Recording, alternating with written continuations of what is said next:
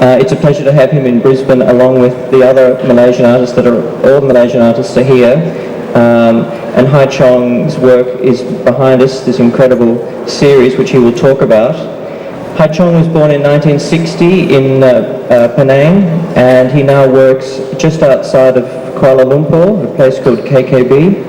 And he has a Master of Fine Arts as well as a Master of Education and a Bachelor of Arts, all from esteemed American institutions. He returned back to Malaysia, where he spent time as a lecturer, as well as a curator, as well as a critic and a writer. He has been very prodigious in all these areas. More recently, he has chosen to concentrate more on his work, and we are seeing the fruits of that labour today. We're again very privileged to have him here. Whenever I go to Malaysia and speak to people in the arts, Wong Hoy Cheong's name is always mentioned. We're very lucky to have him. Thank you, Simon. Thanks to be around, but before I start, actually I have a statement to make, and it might come as a shock to some of you. I received this fax from Queensland Gallery called Critical Dissident to Star in this exhibition. In it, I will just quote 3 paragraphs which I find quite disturbing. It talks about my performance art in Malaysia, and since I'm a dissident in Malaysia, I might as well be a dissident here, just to fulfill my role being a dissident. It goes like that. His performance art has raised eyebrows in Kuala Lumpur. On one occasion, he planted a grass called lalang, a grass that grows everywhere in Malaysia, and is also a metaphor for low class at the front of the National Art Gallery. It grew, and which was sprayed with pesticide which killed it, after which it was removed.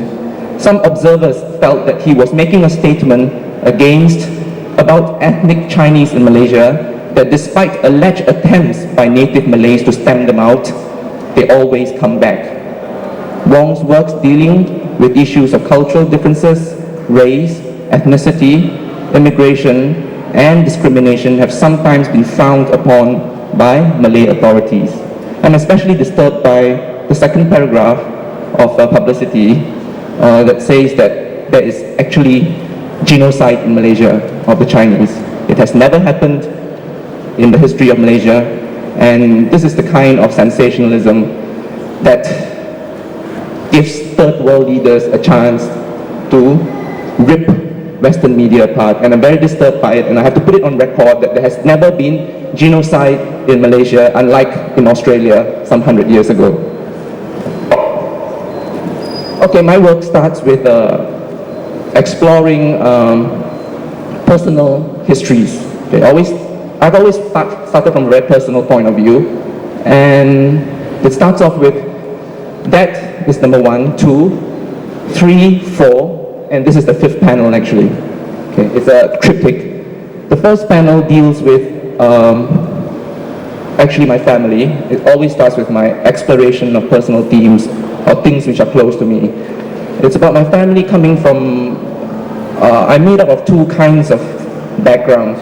On my mother's side, she's what we call a Peranakan, which means assimilated Chinese in Malaysia who have taken on a lot of Malay cultural traits and practices. And so you see my grandmother, and they're usually known as the elite of Malaysia because they were quite wealthy, they owned horses, they aspired to all things British. And so the title was Some Dreamt of Malaya and Some Dreamt of Great Britain. And on the right hand side is my father's side, my father's parents who came from China, the working class.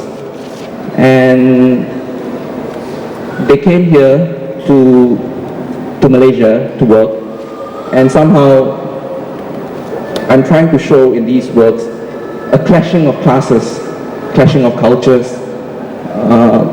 and how through those little windows, you'll find a lot of little windows, which I call like computer dialog boxes in these works, that penetrate into a different reality. So that you penetrate into a reality of maps, a reality of the rubber scythe, or the rubber sickle, or the rubber knife, which appears in all the paintings.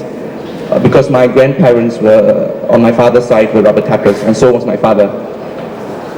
So the second painting, drawing, records my grandmother, who was in the rubber estate, and it records the dismal conditions of the rubber tapping plantation world under the colonial times, as well as until right now, rubber estate workers had it the worst in the country. So the title of this is she was married at 14 and had 14 children, referring to my grandmother who was married at 14 and she brought up 14 children as a rubber tapper.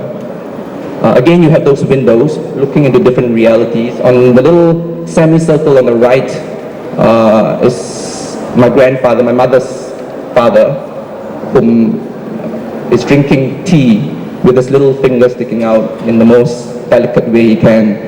And lavender soap, which is one of the aspirations of the elite class. You know, you always bathe, for the women folk, you always bathe with Yardley lavender soap.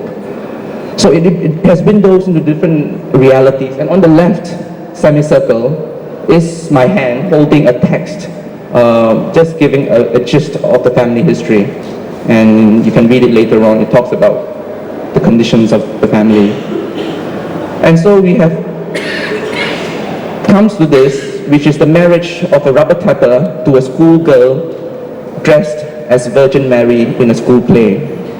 And this refers to my mother, who was actually English educated in one of the elite schools because she was from an elite family. And this is her acting in a school play as Virgin Mary. And my father was a rubber tapper. Somehow they met and they got married.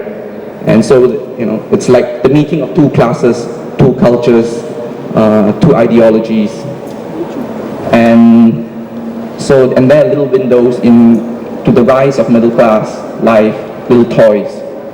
And again, the rubber sickle, which we'll go through because it started off with my exploration of rubber as a plant, which, okay, at this point maybe I should just digress a little and say that the rubber plant, you know, we think of rubber coming from Malaysia, but as we all know, rubber came from the Amazon jungle.